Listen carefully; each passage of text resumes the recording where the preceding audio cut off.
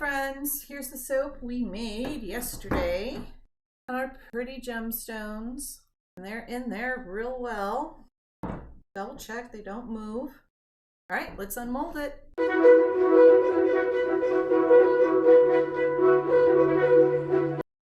think I'll start from this end. Remember, we had a gemstone drop in here. There is a gemstone in there somewhere. Here are the marks that I made on the mold. So I know the gemstone is somewhere in here. I hope I didn't push it into here. That is, I think if I cut it at 2 centimeters, I should catch the gemstone, and then we can chop it up and see what happened. Ah, found it. Oh, look at our swirl. And here's the gemstone. That fell perfectly down the edge for me. Nice.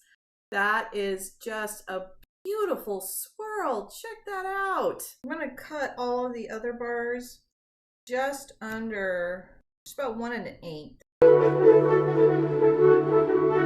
See that?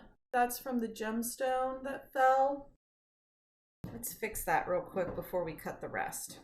I'm going to just carve out some of the bottom of this one, and I'm just going to press it in. It smells lovely.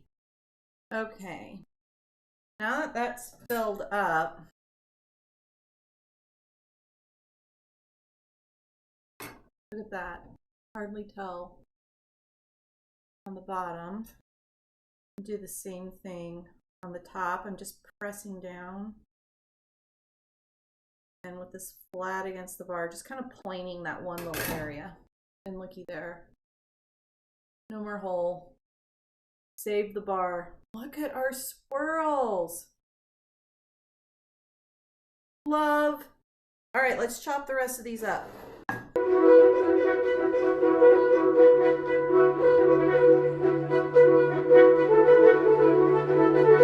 Let's clean these up a bit. Just kind of trim them up a little bit.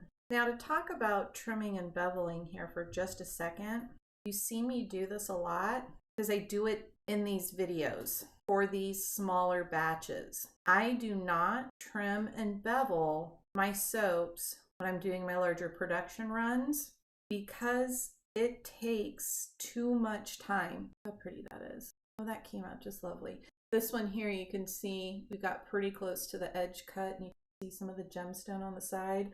The only issue that makes is I didn't have quite enough room to cut this side off, so I had to fudge some of them. So I should have been a little more careful about the gemstone placement to make sure it was in the center where that bar would cut.